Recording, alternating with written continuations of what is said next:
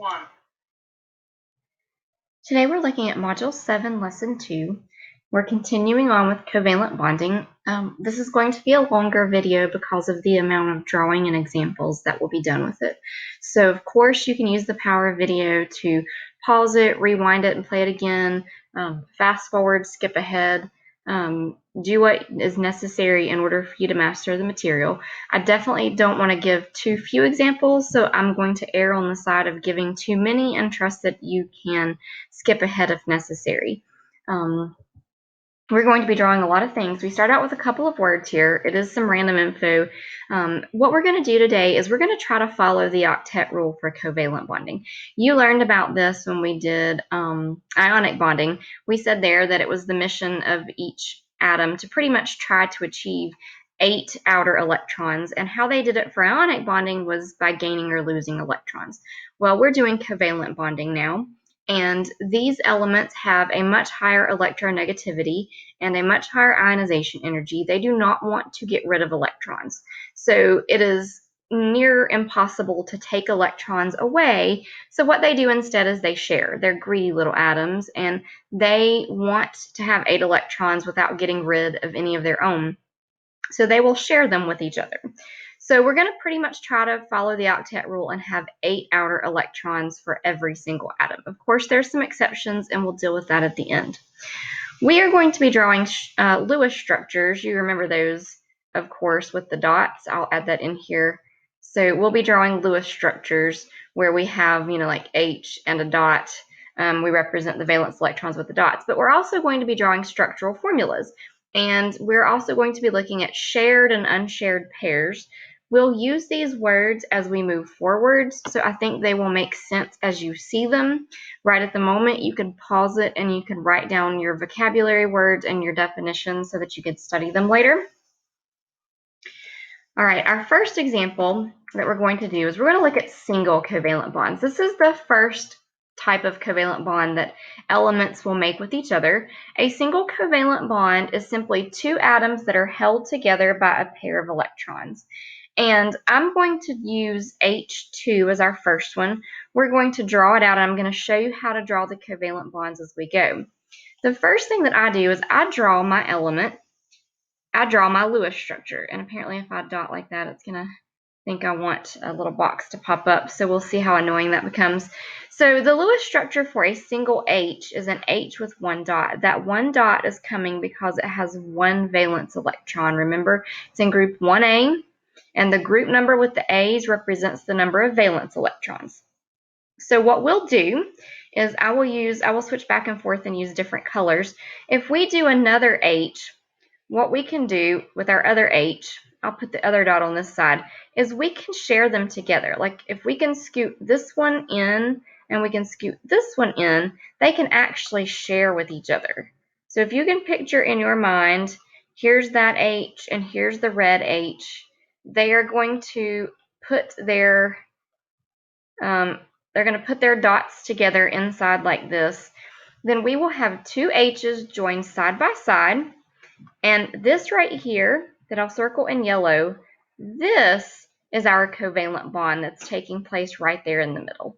Okay, the covalent bond is the sharing of these 2 electrons.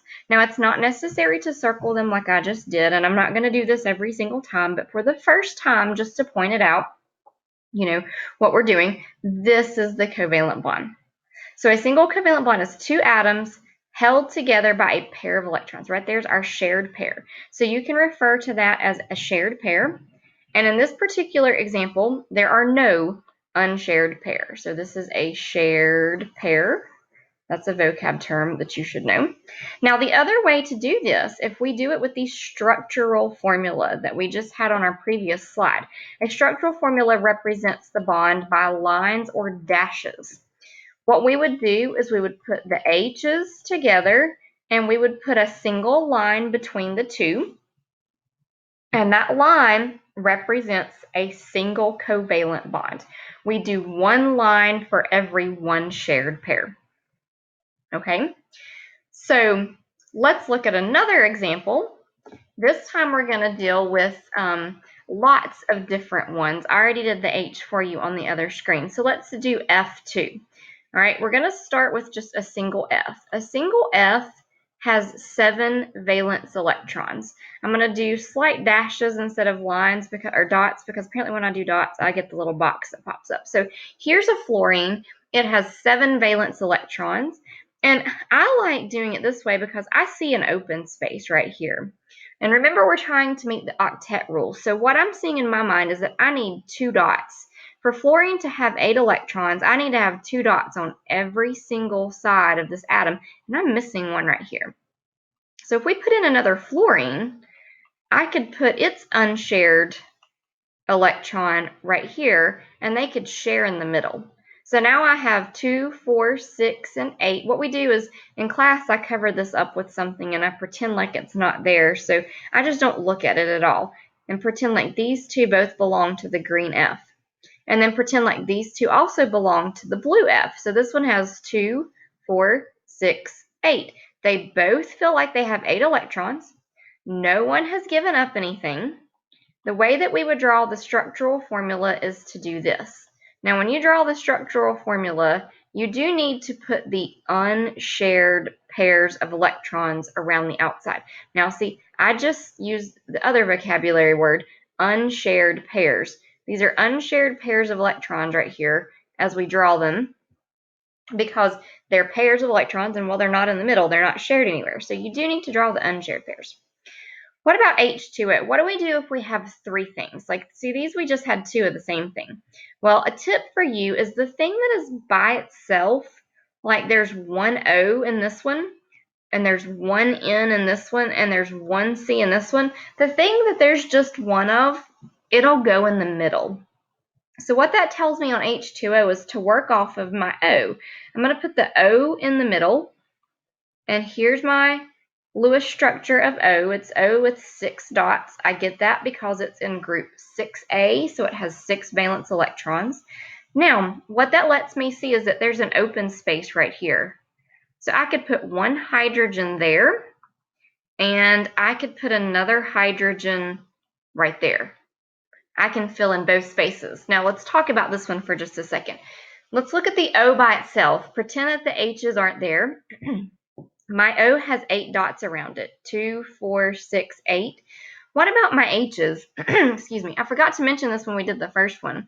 When we did the 2 H's that were bonded together. They don't have 8. H is an exception. It was an exception for us before. H can only have 2 valence electrons. If you remember doing the electron configurations, 1s2 is the complete configuration for the S sublevel. That's the max that you could have. Once you fill up the S sublevel, then you would have to go to energy level 2. So if H has 2 electrons in it, its configuration would feel like 1s2. That's a full sublevel. That's a full energy level. That meets the octet rule for H. So H's will only have 2 dots. That's all they have right here. So H has these 2. It's happy. It has met the noble gas configuration of helium. This H has 2 electrons. It's met the noble gas configuration too. Okay, let's try NH3. We're going to put our N in the middle. Remember, we've said that how we know it goes in the middle is if it has, I don't know what I'm doing here. I'm talking and I'm just putting all kinds of dots. It has, what was I saying? That if it has more than 2 elements, we're going to put the one that's by itself in the middle. Okay, N has 5 dots, if I can talk and write at the same time and get it correct. It's in group 5A, so it has 5 valence electrons, and it's got 3 H's that are going to go around it. Well, one of them can easily park right here.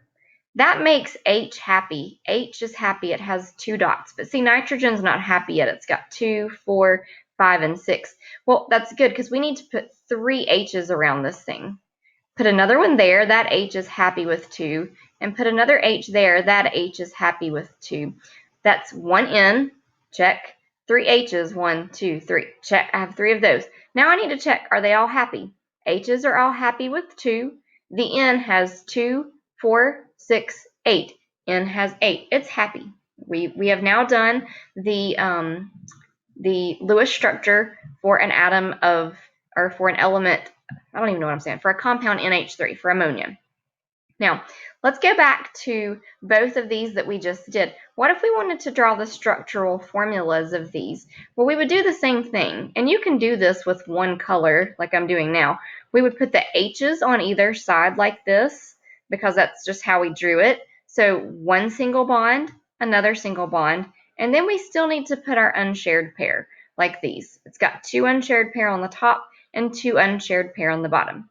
If you counted up electrons, each of these lines represents a shared pair. Well, a pair is 2, so there's 2, 4, 6, and 8. We would do the same thing with this one. We would put our unshared pair on the top, and we would put the hydrogens all the way around. This is the structural formula of NH3. This is the Lewis structure of NH3. So our last one for this one would be CH4. I told you the C's would go in the middle because there's only one C. And then we have 4 H's that we have to put around this. And it's pretty easy for me to see the open spaces that I could put one H on each side and come up with CH4. So there's 2 for each of the hydrogens. They're all happy. And there's 2, 4, 6, 8 for the carbon. If we wanted to draw the structural formula for this, we could do it this way. Now, if you go on to take AP Level Chem, which a lot of your schools offer AP Chem, or we now offer it online, lots of times when you get into this, you'll start doing this without putting the H on it and just understand that it's an H. So if you ever happen to see this, just know that it is acceptable to not draw the H's in certain areas of classes. For now, I would prefer that we put them on there. So, what have we seen from this? We've seen how to make single bonds. We've seen that H only requires 2 valence electrons to make it happy. We should understand the difference between a Lewis structure right here and a structural formula. We also should understand now that you can make one single bond like these two. It's possible to make 2 single bonds because that's what water did. NH3 made 3 single bonds, count them 1, 2, 3. And CH4 made 4 single bonds. You can make up to 4 single bonds depending upon what you're adding on to the elements, okay? Now, what if single bonds don't work? Sometimes we have double and triple covalent bonds. So I have some examples here for this for you too. Atoms can sometimes share more than one. So O2 is an example of something that makes 2 shared pairs. So let's just see how this would take place. So here's our O. Here's our regular old O. It's got 6 valence electrons, and I'll use different colors. It helps me keep up with where my electrons are coming from. Here's another O. I'm going to start, like we said last time, by making single bonds. So here, I made a single bond between my 2 O's, and you know what? No one's happy. How do I know? Let's do a double check. Let's look at the blue O. The blue O has 2, 4, 6, 7. That's not 8. It's 1 short. And this O, it has 2, 4, 6, 7. It's not happy either. So here's what the idea is. If it's not happy, if you haven't met the octet rule, which I refer to as quote unquote happy, then your next step should be to make a double bond. So what I would like for you to picture is taking this oxygen, I didn't want to do that, take this oxygen and put it in the center. And take this oxygen, take this electron for both of them and put it in the center, okay? We're going to take 1 from each. So instead of putting 1 blue in the center, we're going to put 2 blues in the center. And instead of putting 1 red in the center, we're going to put 2 reds in the center. So if I redraw this, I'm going to keep my top 2 up top and my bottom 2 on the bottom. And I'm going to put the 2 blues on the inside. Hopefully you see how I rearrange that. Now I'm going to do the same thing with the red one. I'm going to put the 2 reds in the center, and I'm going to keep the other 2 reds on the top and the bottom where they went before. So what have we done? Well, if we could cover this one up and cut it off right about here, cut it off right there, this one would look to have 2, 4, 6, 8. And if we did the same thing for the blue one, I don't know why, but my mouse has disappeared on me. hold on here. Okay, so it hadn't disappeared. I just couldn't see it because it was yellow. So yellow is a bad color to pick. So we'll do green. If I draw a green line here and we look at the red side, this one has 2, 4, 6, and 8 as well. So that is sufficient to make it feel like it has 8 valence electrons. So we have made a double bond. So if I go back in and I redraw this with a structural formula, this is a correct Lewis structure. If I was asked for the structural formula, I would put 2 lines in the middle. Why? Because we said that each line represents a shared pair of electrons. This line right here represents this shared pair. This line right here represents this shared pair. So we have 2 lines, 2. I'm sorry that it keeps doing that. Something I do makes it happen, and I haven't figured out exactly what the right combination of effects is. Apparently the wind blows the right way. Now, when we show the structural formula, remember that we also show these unshared pairs of electrons. So if you do it properly, the proper way to do it would be to put them catty-corner to each other. Because electrons are all negative, they don't like each other. They would like to be as far apart from each other as they possibly could. So if we go for complete correctness, we would make them kind of cattywampus. I'll settle for up and down if that's what you do. The same thing goes for this one. If we did it properly, we would properly show it with them catty-corner like this instead of straight up and down. So, it never hurts to hear of the correct way to do things. Now, sometimes double bonds aren't enough, and you have to make a triple bond. So let's look at this one. If we have nitrogen, nitrogen naturally has 5 valence electrons. So if we're going to put 2 nitrogens together, we could put the first one here, start out by making single bonds, and see if you have met the octet rule. I've not met the octet rule. I see 2 open spaces on each nitrogen. So if one bond doesn't work, then our next step should be to make a double bond. So I'm going to move this one up and this one up and put those in the center. So go ahead and put that one there. Draw the same top 2, and I'm going to draw the same one on the left, but I move the bottom one up to the middle. Okay, I'm going to do the same thing with this one. I'm going to put the 2 right there, put the 2 back on top, and the 1 on the right side. What did we just do? We just made a double bond. But look, it's still not happy. I see 2, 4, 6, 7. 2, 4, 6, 7. There's 7 for each of them. They want 8. It's still not happy. So now we're going to envision putting this left one in and this right one in. So if I switch my colors back, the colors are just keeping track of which electrons belong to which atom.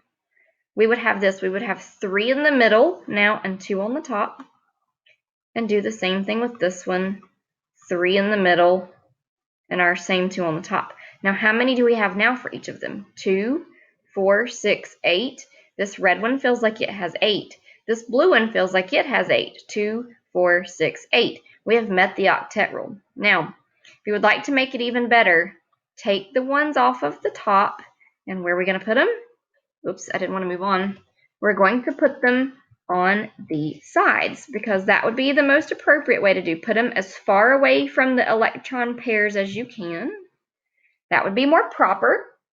And if you want to draw the structural formula, you would draw 3 lines in the center, 1 line representing each shared pair of electrons.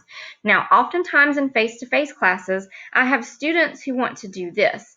They want to do the electrons up and down like this, and it's not how it's done. Like, they'll want to do the dots like vertically, and they're usually represented horizontally. So this would be a no for me. These 2 would be correct final answers.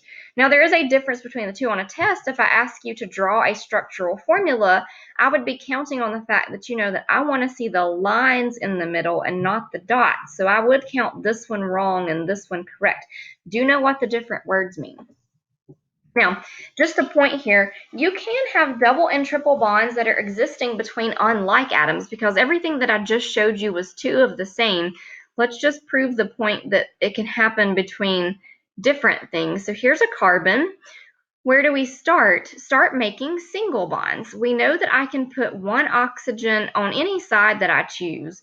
Oxygen comes with 6, so there's 6 blue dots. And I'm going to put another oxygen over here with its 6 blue dots. I could have put them on the top and the bottom. I mean, that's just kind of up to you. I usually work off of the sides. Now, let's do a happiness check or an octet check. Does this one have 8? Nope, it has 7. 2, 4, 6, 7. This one also has 7. The carbon has 1, 2, 3, 4, 5, 6. So here's the deal. None of them have met the octet rule. So what I'm going to do in my mind, if I've still not met the octet rule, is I'm going to put one in the middle and another one in the middle. I'm going to put 2 more together on the left side. And since neither one of these has 8 either, I'm going to put 2 of these together on the right side. So let's just start with our central atom. Let's start with carbon. What I suggested doing is, moving the top one down. So we're going to put both reds on the left and 2 reds on the right. Now, we're going to move this blue over here with this one so that we have 2 blues on the inside. And I didn't touch the ones on the top and the bottom. The same thing go for this one. We put 2 blues in and 2 on the top and the bottom. Well, does this give everybody 8? Yep. 2, 4, 6, 8. 2, 4, 6, 8. Carbon has 2, 4, 6, 8. We've done a happiness check and everyone has 8. Now, if you wanted to make it any better, you could put these catty corner. And if you drew the structural formula, you would draw 2 lines on the right, 2 lines on the left, and you would put your unshared pairs over here, catty corner, to do it properly. Okay, do like kind of like spikes. I don't know. Those are ugly, but it works. All right. Now, another type of bond, before you can start drawing these, is called a coordinate covalent bond. And how a coordinate covalent bond is different because both bonding electrons come from the same element. I don't know if you've noticed, but all of our bonds so far have had 2 different colors, like a blue and a red, blue and red. On these over here, we've had blue and red. Like all of the bonds have been 2 different colors. Same thing here, blue and red, blue and 2 different shades of blue, blue red, blue green, like because we've had one coming from each atom. Sometimes that doesn't work. Let me show you an example of that. If we are going to put together a C and an O, this is carbon monoxide. We know that this exists. So here's our carbon. Carbon comes with 4 dots, and we want to put an oxygen on it. Well, you have to start with a single bond. So here's our single bond. Do an octet check. No one has 8. This one has 5. This one has 7. As long as neither of them has 8, you can throw something in the middle. So let's put this blue one in the middle and this red one in the middle. Then we can make a double bond. So here's my next step. I've got the C. We'll move the bottom one up to the middle. Oops, the bottom up to the middle. Let's erase that. Let me say while I'm doing this, there are other ways to go about this that involve counting electrons, and I personally hate those ways. So if you're looking for some other way to do this, I could show you another way or point you to some videos. So here's our intermediate step. We move the blue one up, so we have 2 on the inside, and I move this one up to have 2 reds right there. This is my top pair, and this is my bottom pair. Okay, so what I see initially is oxygen has met the octet. It has 8, 2, 4, 6, and 8. But carbon only has 6, 2, 4, 5, 6. We cannot leave this until everyone has met the octet rule. So I cannot leave it with one satisfied and one unsatisfied. But here's the thing. If I put another, like if we hypothetically put this electron inside, it would give oxygen 9. And you can't go past the octet, at least not for now. So that is going to be a no-no. So what do? Well, let me show you. What we're going to do, I'll erase my arrow here. what we're going to do is we are going to take one of these pairs of electrons. You work off of the atom that has already met the octet. Oxygen has its 8. Carbon needs more. So we are going to take one of these pairs and we're going to move the whole pair into the center. Why am I not pulling them off of carbon? Because if I add anything else that doesn't belong to oxygen, we're going to knock oxygen over its 8. So what I'm suggesting is that we rewrite it just like it is. There's the carbon. Didn't change a thing. Here's the oxygen like it was before. I'll leave this pair right where it was, and I'm going to move this pair to the inside. What it makes is a triple bond. I didn't give oxygen any more electrons because those came from oxygen, but I gave carbon the 2 that it was looking for. So carbon now has 1, 2, 4, 6, 8. Oxygen still has its 8. So if we would like to clean it up and make a little better, and that is not what I meant to do, and I don't know if I can undo that. That was not what I meant to do at all. I didn't mean to make it go away completely. Oops. So we've got carbon we had this carbon with 1, 2, let me just redraw it, 3, 4, 5, 6, my bad, I meant to get the eraser. And I do not feel like remaking this entire thing, so we'll make do. We had this, we had our 8 on both of them. We could take this one and move it over to the side to pair it up.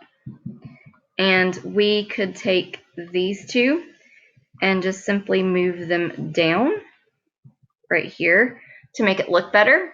What we have is, oops, this was an oxygen too. I messed up when I drew it. This was an oxygen. We have a carbon triply bonded to an oxygen. If you drew the Lewis structure, the structural formula right here, you would never know any difference. And if you're drawing this with a pencil and you're not making them look different from each other, you would never know any difference here. Okay? If you do want to do this with like one pencil and you don't want to color code, you could do X's for one thing like this and circles, for the others. That way you could differentiate where they're coming from. You could fill them in or not. Or like I just did, you could do solid dots and open dots. You have options. You could do X's. I've seen some students do plus signs. It just helps me to keep track of who they're coming from. Okay.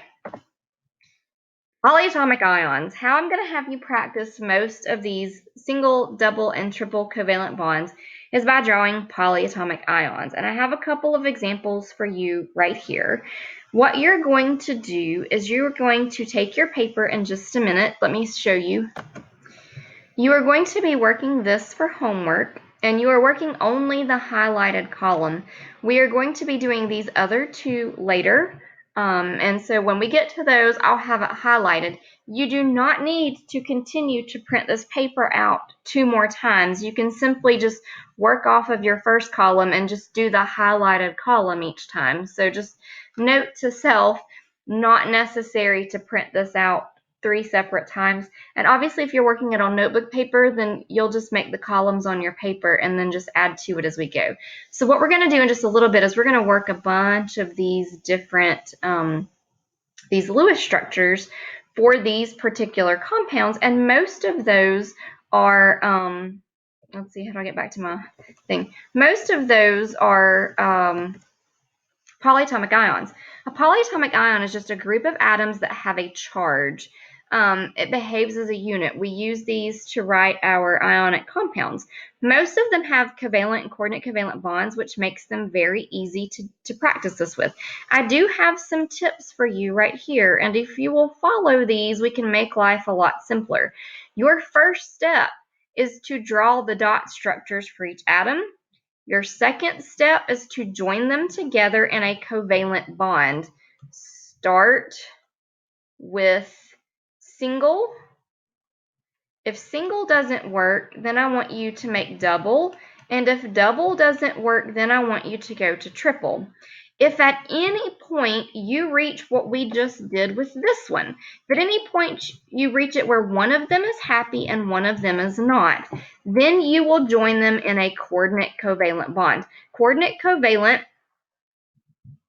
I don't know why that's there. Coordinate covalent is like your last ditch attempt. If nothing else works, we're going to try this. So watch with me for some of these and let's look at how this goes. I'm going to follow these 3 steps. Let's do NH4 together. Here's our N. My advice was start with the Lewis structures, which is what we've been doing. So there's our Lewis structure for N. Then we're going to add the single. We're going to make as many single covalent bonds as we can. So we're going to put 1H here, 1H here, 1H here. I've made as many single bonds as I can, but this says 4 H's, and I've only got 3. Well, the only way to add one more H is if this electron could go away, and we could just put it here. If that electron is lost, then that would explain how it gets its positive charge. So what we would do is we would put brackets around this. And the reason that we're putting brackets around it is to show that this whole big old bunch of stuff has a positive charge. It's not just this H, it's the whole NH4. So put brackets around it. And you notice this is a coordinate covalent bond. How do I know? Because with my color coding, both of the dots are the same color. They're both coming from the N. So this is our only positively charged polyatomic ion. So it's the only one that would lose. Let's do this next one. This is sulfate. It's a polyatomic ion that has a 2- charge. So if I go ahead and look at this from the get-go, what does that mean? That means that we're going to have to add 2 electrons somewhere along the way. So keep that in the back of your mind as we do it. All right, here's our S. S has 6 dots. It comes from group 6A. And we have to put 3 O's on this. So here's my first O. Notice I'm going for the open spots first. Each O has 6 electrons. So I'm putting the right number. Here's 2 O's with 6. So I've made my single bonds. And what I told you next was to make double or triple bonds. I have to still put another O on there. But I can't put an O on here with an electron pair that's added because sulfur already has 8. So what do? I'm going to make a coordinate covalent bond. I'm going to move the 6 dots of oxygen together. See how I did it differently from these? And I'm going to let this be a single bond between them. What that does is it keeps sulfur at 8 without pushing it over, making it 9, and it gives this oxygen its 8. I have 3 oxygens on it. We've made single bonds, we've made coordinate covalent bonds, but these 2 oxygens aren't happy. I have an empty hole here and an empty hole here, but you know what? We get to add 2 valence electrons. So I'm going to use a whole nother color because those come from something else entirely. They do not come from anything in here. They've got to come from some metal that is donating 2 electrons. Maybe they came from 2 of these. 2 of these could have given it 2 electrons. One from one molecule of NH4 and one from another molecule of NH4.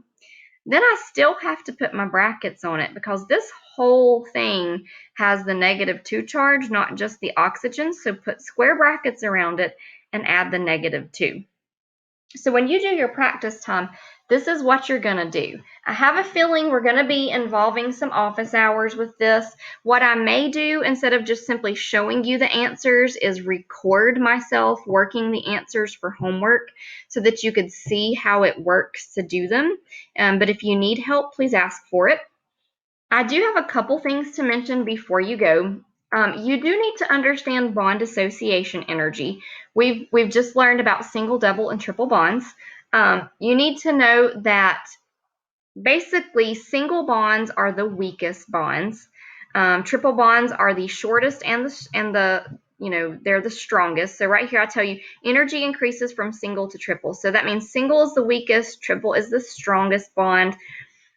Triple bonds are the shortest. That means that double bonds are kind of intermediate and single are the longest. So, I tell my students to think about pencils. If you have like a nice, like a skinny little pencil nub and then a nice long pencil, this long pencil would be much easier to snap. If you grabbed it from this end and this end, you could break it pretty easy. But this one's going to be really hard to break. And if you have 3 of these short little pencil nubs, it's like next to impossible for you to try to snap that. So if you can keep that in your mind, hopefully that would help you remember that single are long and weak and triple are short and strong, okay? Then the last thing is resonance. Actually, this may not be the last thing. I think this may be next to last. Resonance is when you have more than one way to draw something. So you can draw, like, for example, O3. Ozone is something, well, let's actually make it CO3. I think that's how I had it in class.